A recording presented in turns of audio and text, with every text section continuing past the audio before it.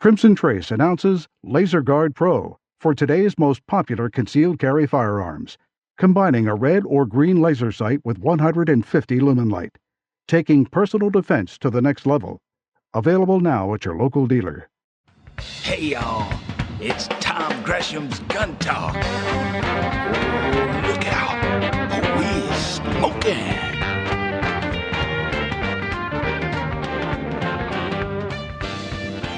And we are back. Tom Gresham here. I got to do a little bit of shooting this week, and just a little bit later on, I'll be giving you my range report.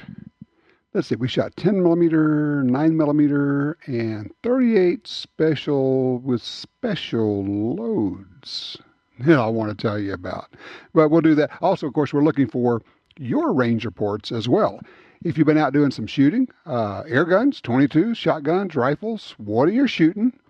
What are you doing? Share. That's what it's all about. Our number here is 866-TALK-GUN, or easier just to say, call in Tom Talk Gun. Easy. Tom Talk Gun. That'll certainly get you in here. Now, it's the good old summertime, and people are out traveling and are figuring out where they're going on vacations. And I got to tell you, I think one of the things you ought to consider in your travel plans, because it's cool, and they're everywhere around the country, is find a place where you can see cool gun things. I'm a museum geek, okay, I admit it, but it's where you can see some of the more interesting guns, the things that you wouldn't see other places. Joining me to talk about that right now is David Temple. He is the curator of the Houston Museum of Natural Science, where they're actually having a really cool exhibit. Oh, okay, we just lost him. We're going to get him right back. Tell you what, let me take a look. The Houston Museum of Natural Science, you're thinking, okay, what's that about? As we look at guns, and we've talked about this before, as we look at guns, they represent mechanical advances. In fact, even the Industrial Revolution in the United States, you could trace back to firearms manufacturing. They certainly they represent military advances, and also throughout history, guns have been used as a platform for art. And that's one of the cool things that you don't generally get to see. You may know about some of the other things, but you don't get to see the artwork on firearms. David Temple from the Houston Museum of Natural Science joins us right now. Hello, David. Welcome to Gun Talk. Hello. It's good to be here. Thank you. I'm glad that you are here. So you're having this exhibit, The Art of the Gunsmith, from Columbus to Napoleon. What's this all about? How did it come about? This is correct. Actually, it's interesting. We have a partnership with the Stibbert Museum in Florence, and we had done a show with them on art and arms and armor from the Middle Ages. And, of course, once you start working with some of these museums, you sort of say, well, what else do you have in your collection? And sure enough, They had an outstanding collection of firearms. So it took it was a year or more of negotiation, but they've agreed to let it tour. So it's now here in Houston. Why is it, do you think, that through particularly some, centuries ago, if you will, firearms were used as the canvas for art? What was that about? It's a very specialized thing, but you see it today in modern guns as well. Not so much in Western culture, but they does have that where you have, elaborately engraved modern cartridge arms that are bejeweled and inlaid with certain things. But it also has a lot to do with what was going on in Europe, with the introduction of the firearm and sort of historical period. So this starts, we say from Columbus to Napoleon. So if you think about all the things that were happening from the late 1400s, 1500s, 1600s, 1700s with the fine arts, and also just the evolution of the gun. How it starts out very, very primitive. One of the things that we have is a very simple, it's called a hand cannon, and that's legitimately, that's what it is. It's a cannon you would hold in your hand. It looks like something like those the jackass guys would shoot because it doesn't look safe, doesn't look accurate. I was just going to say, it looks like it's one of those things where I say, you do it first, okay? Exactly. Or somebody might say when they were, loading this thing up and about to fire it, they would say something like, oh, hey, check this out. And it never goes well, as you know. Hold my mead and watch this. So, exactly. there you go. So it starts out very primitive like that, and then all the different types of stocks and how the firearms are meant to be held, and also the mechanical genius that went into constructing various ignition systems. So it's not, if you went in as an apprentice, you might have an apprenticeship with a watchmaker. The watchmaker would show you, you'd learn how to use springs and how to use elaborately mechanical devices and things that would serve as the ignition systems for these old guns. Yeah, I mean, locksmiths, if we get the whole lock, stock, and barrel thing, that's whether you're a watchmaker or a locksmith, that's where they got these people from. Yeah, and what surprised me about when you look at these things, just the craftsmanship is unbelievable, but what you realize quickly is that, they had a gunsmith that actually made the gun part of it, but then they would farm out the stock, and they might farm out the barrels and things to different other high-level craftsmen that would do the inlays and the carving and the engraving and all of these, and the metal inlaying, and, the foiling with gold and silver. And it's pretty spectacular stuff. So what you're going to see when people come to this exhibit is not just the engraving and the artwork, but also they're going to get a chance to look at the evolution of firearms, which, frankly, particularly through that period of time, up to, and I would say, mid last century, that was where a lot of engineering, that's a lot of where development took place for civilization, was in firearms. Yes, absolutely. And of course, the people that did this work were very, very well paid. So if you were an artist, you may not be that well paid. But if you're an artist that worked on guns, you would be very well rewarded because, of course, it was symbols of power, status. And most of what we have on display here are sporting arms. So they're hunting weapons. And what you'll see when you walk into the first part of the exhibit, you'll see something that it kind of looks like a gun. It looks, in some ways, they're so primitive, they look futuristic. But then by the time you get towards the end of the exhibit, you would automatically recognize that as being a gun. So you see the evolution of the entire process of how, firearms started till, I think the most recent firearm we have in the exhibit is probably about 1800. So it gets you up to that point. Cool. By that point, it's pretty well established. I get it. This is right. This is a temporary exhibit. How long is it going to last? It is. We'll have it for about another 4 or 5 months, I think. So, the exact closing date is on our website. And I'm sorry, that's the question that I should have looked up, but I didn't. But it is on our website, hms.org, and we'll have it for quite a while. But it's okay, and the web. Let me give that out again because it's hmns.org for Houston Museum of Natural Science. Correct. I love the fact that the Natural Science Museum is having this. Where are you located in Houston? We're right in Herman Park, so it's known as the Museum District, and we are right in the center of it. So we have the zoo, we have Fine Arts Museum, we have us. There's the Holocaust Museum. There's quite a few little museums that are in the center. The Weather Museum, it's all sort of concentrated in one sort of small area.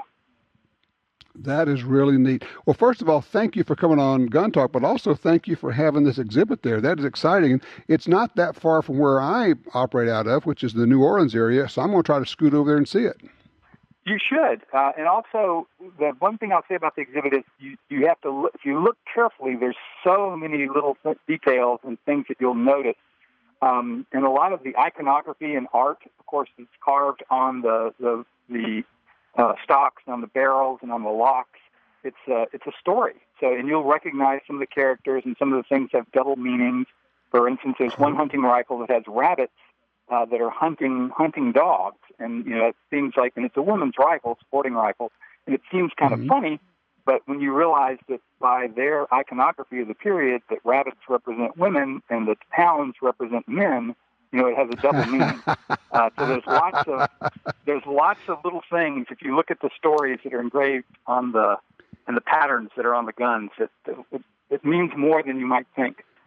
So pay attention, look carefully, and also read all the descriptions in front of the exhibit so you'll know what's really going on there.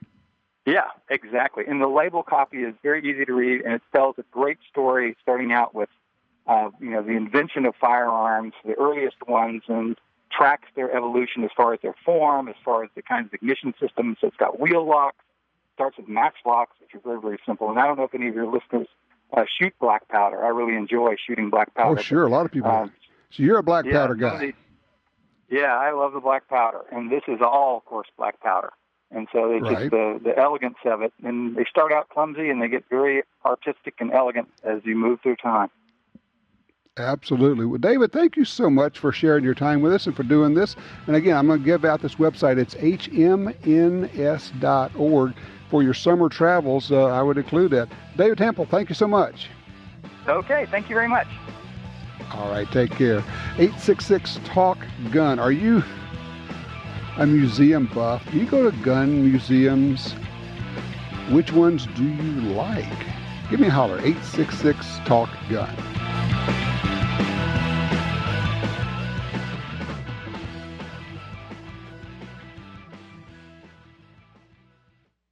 It's America's favorite .22 rifle. No matter how, where, or what you like to shoot, there's a Ruger 1022 for you. From the carbine to the incredible takedown models, the tactical and target versions, all Ruger 1022 models have a legendary action and detachable 10-round rotary magazine. Whether you're hunting squirrels or tin cans, there's a lifetime of fun in every Ruger 1022 rifle. See them all at Ruger.com. That's Ruger.com. This land, once wild and free, fades now from our memory. But I remember what it was like, what we were like, what we are capable of when we band together. Perhaps more than any other landscape, wetlands embody the life-giving abundance that nature has to offer. And perhaps more than any other organization, Ducks Unlimited is working to ensure that our continent's wetlands not only survive, but thrive for generations well beyond this one. These natural wonders are where waterfowl begin their cycle of life, where the deer and the antelope play, and where we, the people, gather together to see and share what makes the outdoors so great. The time is now to band together with organizations like Ducks Unlimited. The time is now to rescue our wetlands. For more than 70 years, Timney Triggers has been enhancing the shooter's experience. Whether it's a local competition, a day at the range, or even the hunt of a lifetime, setting the standard in aftermarket triggers, Timney is now producing more than 170 models of triggers for bolt-action rifles, shotguns, AR rifles, and semi-automatic rifles. Proudly made in the USA since 1946. Find your new trigger at TimneyTriggers.com.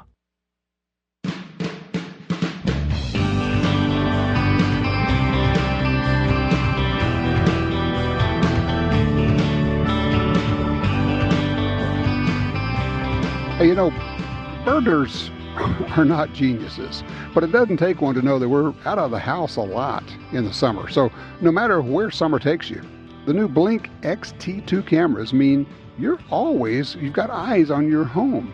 The Blink Xt2 cameras are motion activated. So when they detect someone snooping around your home, you get an alert on your Blink smartphone app with a view of what it spotted.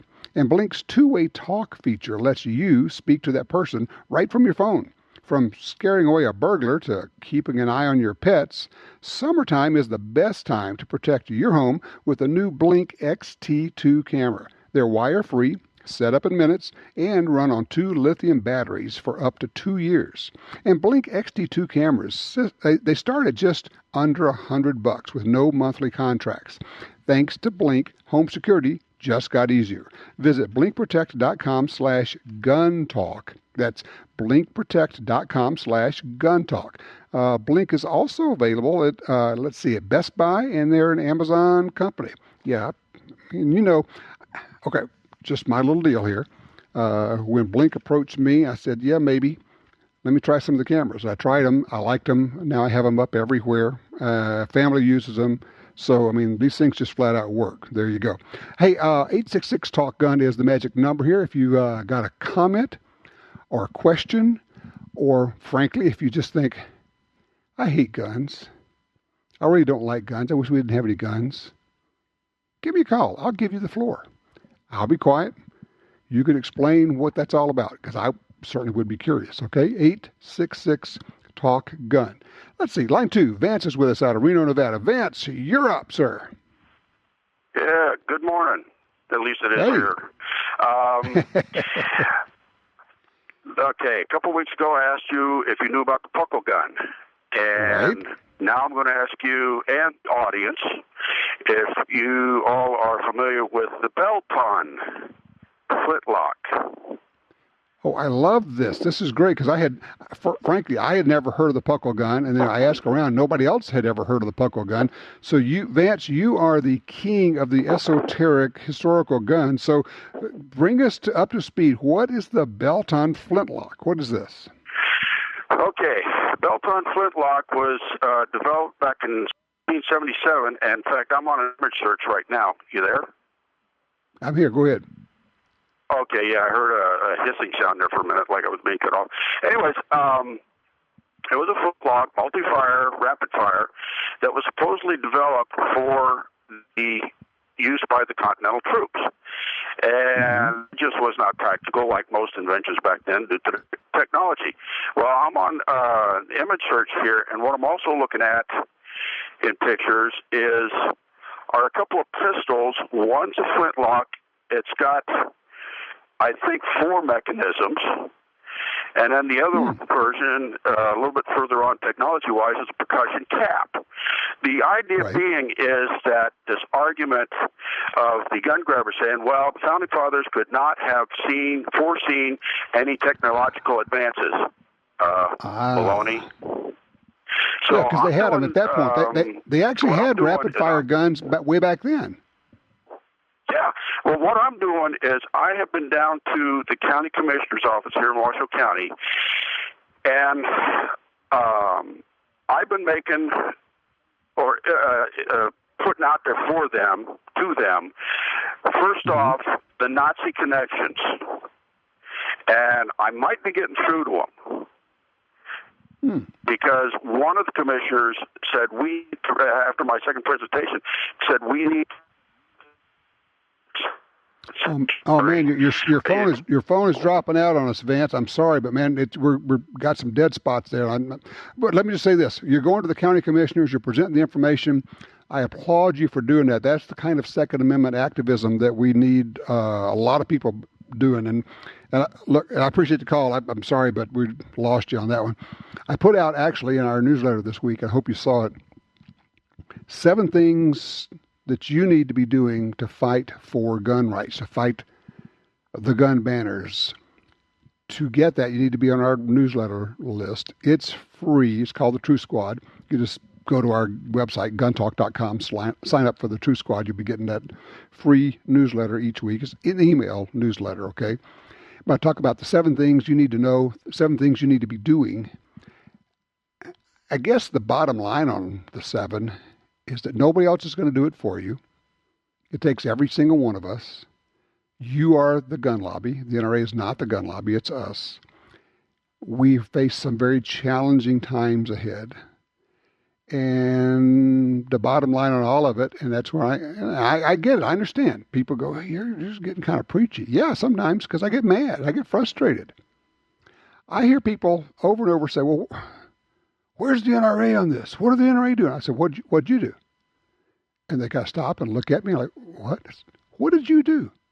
What have you individually done? You know, and joining a gun rights group is not enough. It's certainly something you need to do.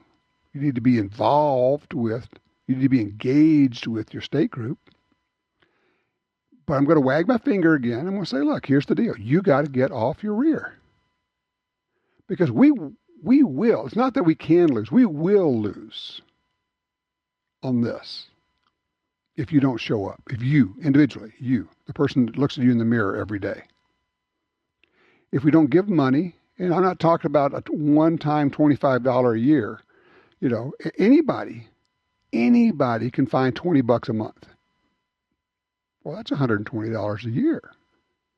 Now, let's take 10 million gun owners. Well, we just made a difference. The other thing is showing up.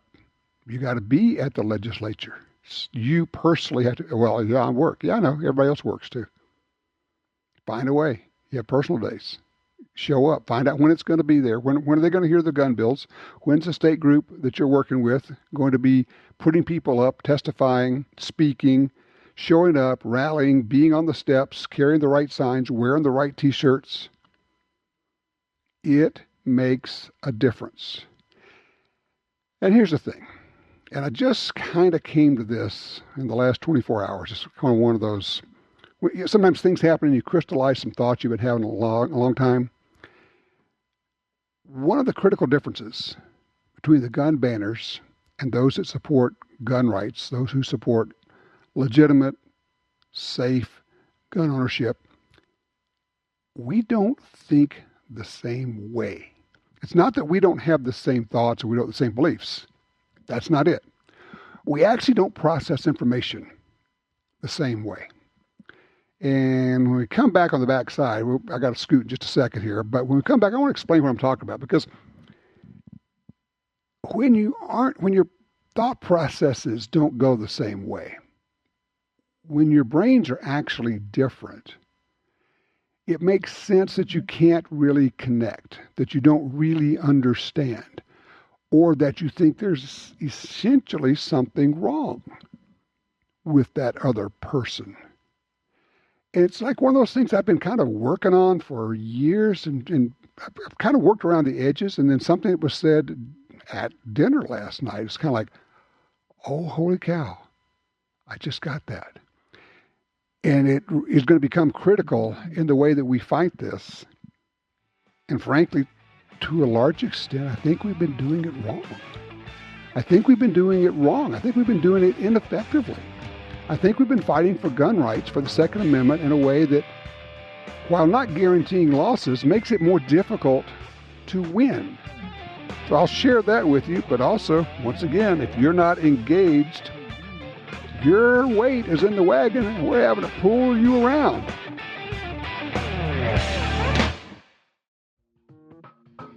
A girl can't go wrong with something in basic black, like an AR-15.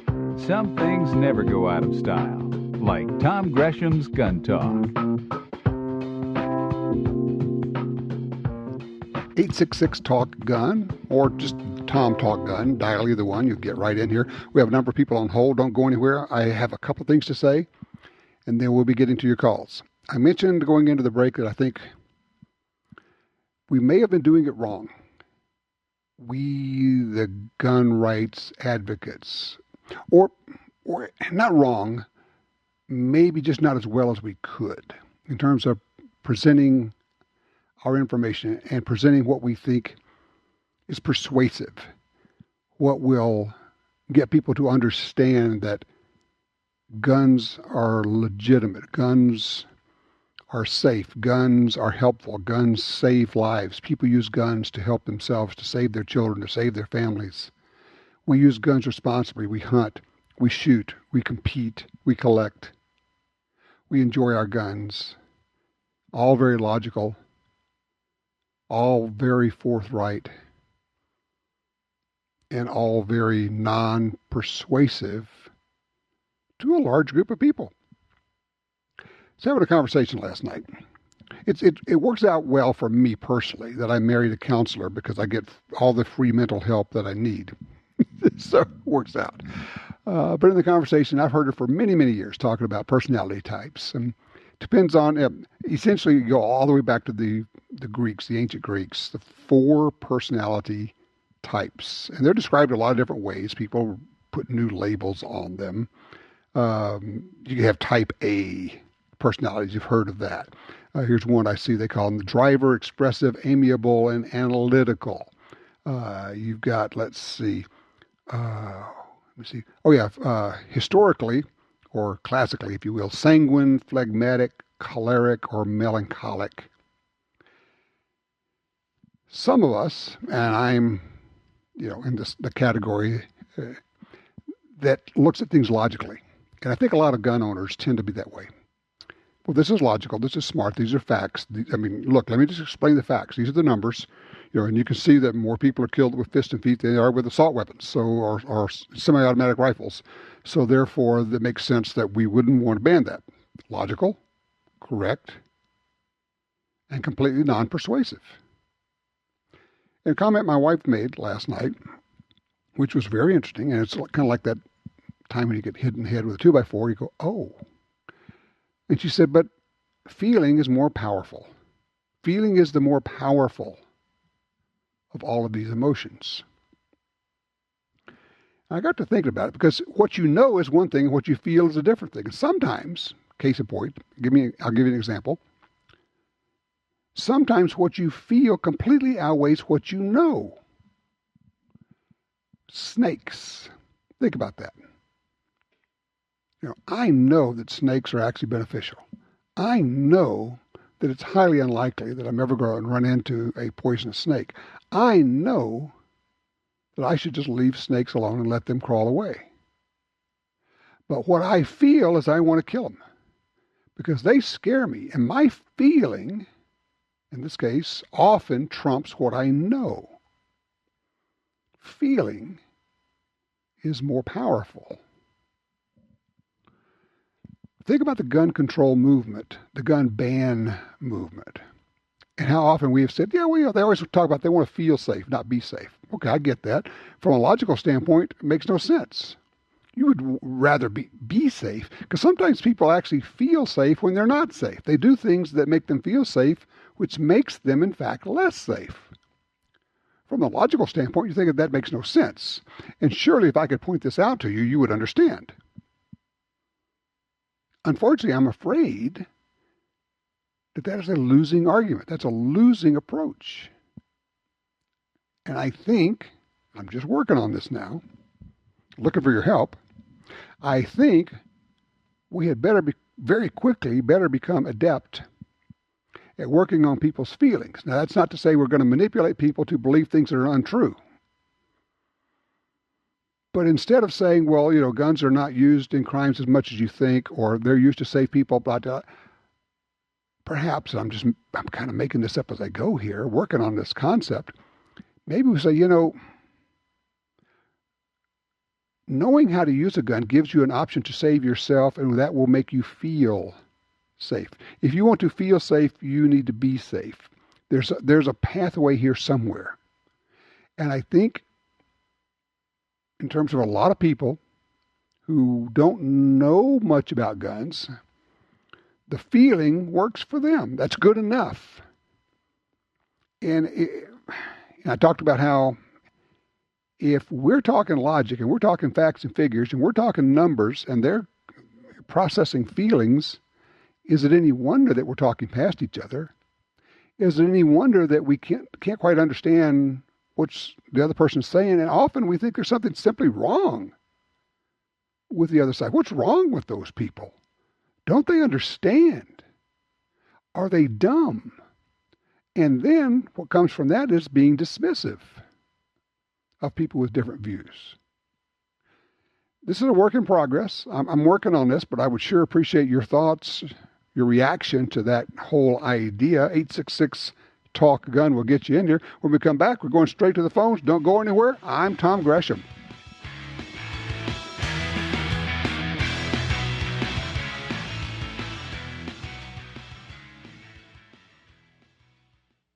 Tactical professionals who put their lives on the line every day depend on Surefire. Since 1979, Surefire has designed, machined, and assembled the finest flashlights and weapon-mounted lights right here in the U.S. From everyday carry flashlights with 1200 lumens and mil-spec hard anodized finishes to the most reliable weapon lights on the market for duty use or your home defense firearm, Surefire has what you need. American built, American strong. Visit surefire.com. Want great deals on guns, ammunition, and gear? Download the free Gundealio app today. With Gundealio, you can search for deals, listen to the Gun Talk podcast, watch gun videos, read gun news, and get notifications right to your phone about deals and special offers. Save money on the products you want from the companies you love. New deals, discounts, and rebates added daily. Gundealio, available for free in the App Store and Google Play.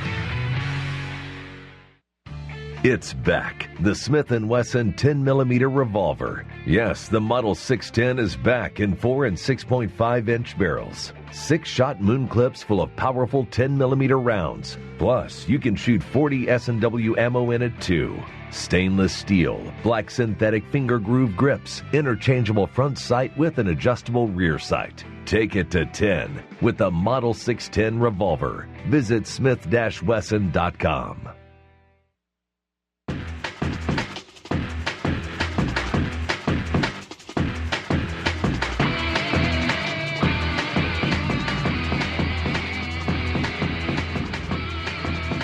All right, let's go to the phones. Line 3, Kenna's with us out of Western New York. Kenna, you're on Gun Talk. What's up? Not too much. Listen to you.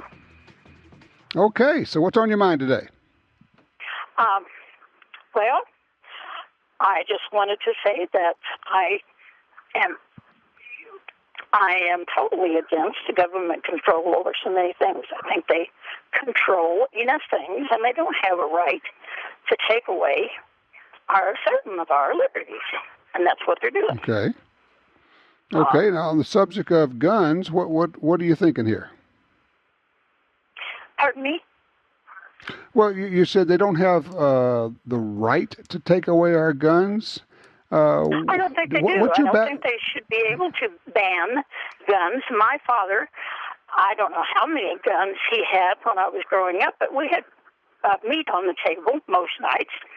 I was the youngest of 8 children, and we grew up in the country and moving back and forth and whatnot. My brothers were hunters. A lot of people depend on that still. I know, I got a nephew that lives in the neighborhood. He goes hunting every year, and he gets a deer every year, and they eat it every year. It's part of their diet. I would love it if he would send me a couple of roasts, but it's just, I just don't think that, if they start banning guns and we just don't do something to stop it, then I guess we deserve what we get if we just let the government take over things like that. But I don't think they should. I love President Trump.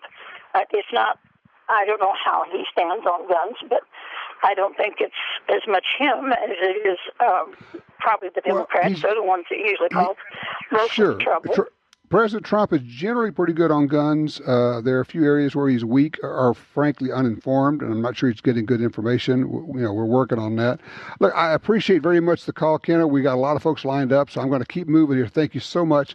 Let's see, Charles on line 4 out of Fresno, California. Charles, you're on Gun Talk.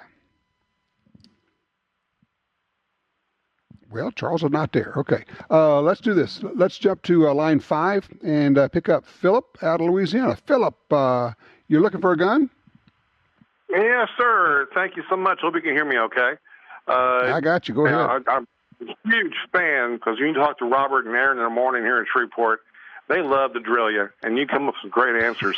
But I've got some questions. I've got fairly large hands. And my wife and I have been contemplating, maybe possibly getting a handgun for personal protection here at the house. And, I got a size 16 ring finger size hand, pretty large. But my concern is I go to these gun shops, and they're going to have standard, regular size, small handle grip, what I've seen so far. Can you steer me in the right direction as to what model or brand I should concentrate my efforts on so I don't waste my time? Well, let me back up. What kind of background do you have with shooting handguns? I'm former Air Force, and so I've some experience with, of course, the M16 and small arms. Did you use the Beretta when you were in the Air Force, the pistol? Good gosh. It was a standard, it was back in the 80s, so we had the basic 38.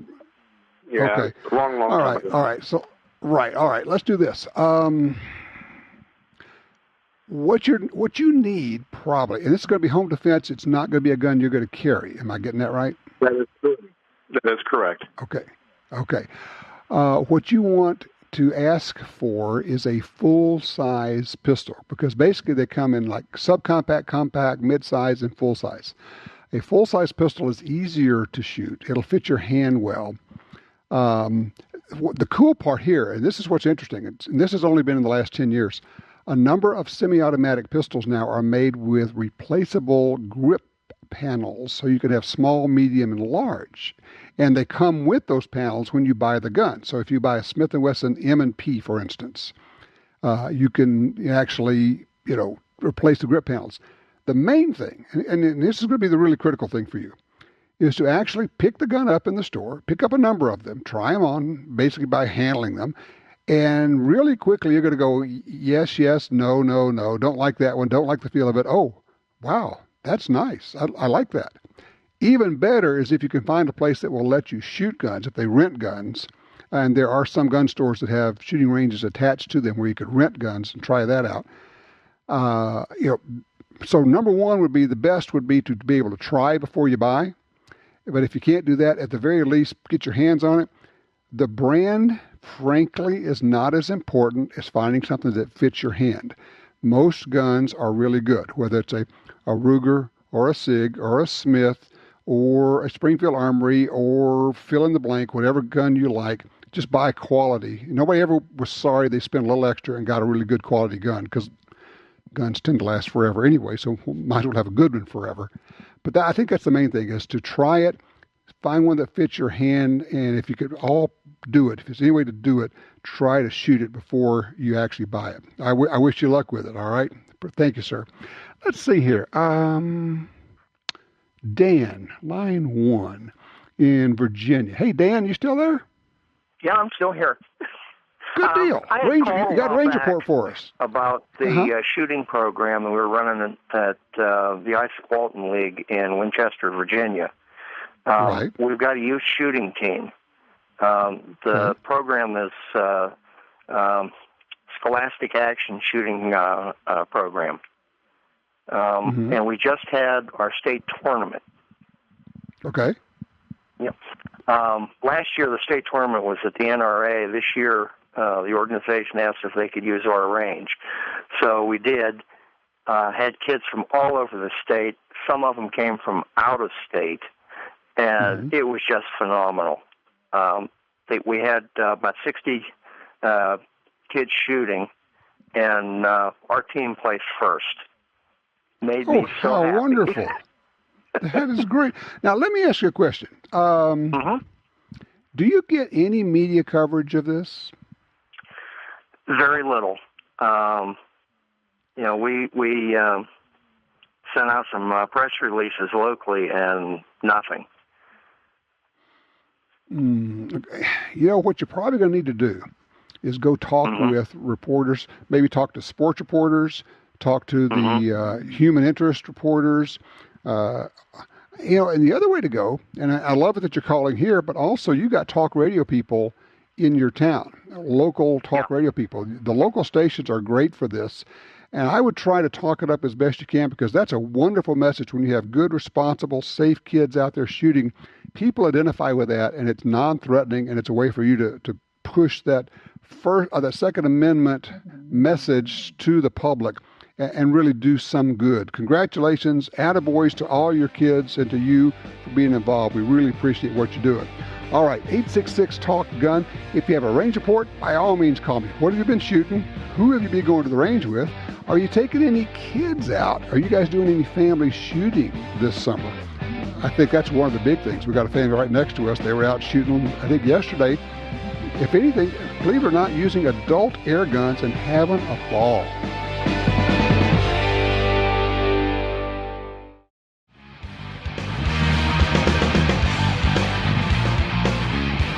Straight to the phones. Line 2, Chuck's with us out of Texas. Chuck, you got an idea about gun rights, how we need to shift that? What are you thinking here? Tom, they keep trying to push it to guns. We need to push it to rights, gun rights. The primary thing is rights. You know, if the Bloomberg Tooth Fairy turned all guns into golf clubs, the only thing that would change would be they'd be talking about golf clubs. If you go into academia, there are a lot of good people, but there's no place so infested with sadomasochistic megalomaniacs. The threat of a gun on campus is the person, because that person loves freedom and liberty. That person is self-reliant. That person is independent. That person challenges authority. That cannot be tolerated in that environment. It's really all about rights. The guns are part of the rights. That's the primary focus. Sounds like what you're really describing, Chuck, is it's a culture war. Absolutely, absolutely. And the guns are a significant component of it. The primary focus has got to be rights. I had 10 years at a major state university, and I never saw in the military or law enforcement the kind of megalomaniacs.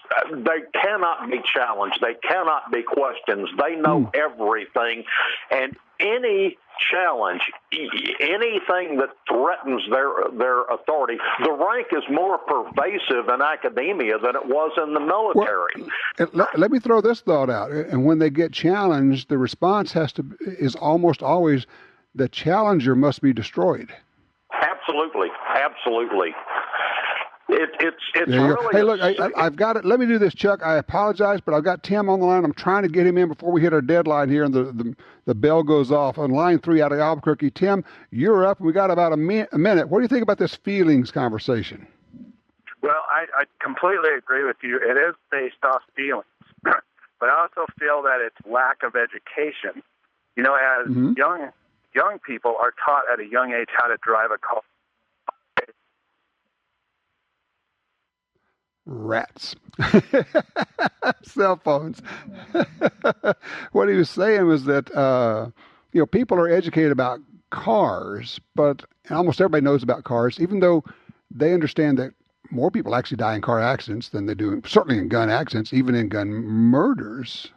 But they're okay with that because they know more about cars. I get that. Also, it's a part of their lives. Guns, for a lot of people, it's not a part of their life, and they don't actually know much about it. But more than that, I'm going to build on that just a little bit. More than that, they're actually, what they know is untrue. What they know to be true is actually not so, because they've been fed so much bull. 60 Minutes, did you happen to catch? Probably not. You probably don't watch 60 Minutes. 60 Minutes did a piece on how dangerous the assault weapons are, the AR-15, the 5.56 round, and they were shooting ammo into ballistic gelatin and showing you how very powerful the AR-15 is. Of course, those of us who know think, well, that's a little bitty rifle round.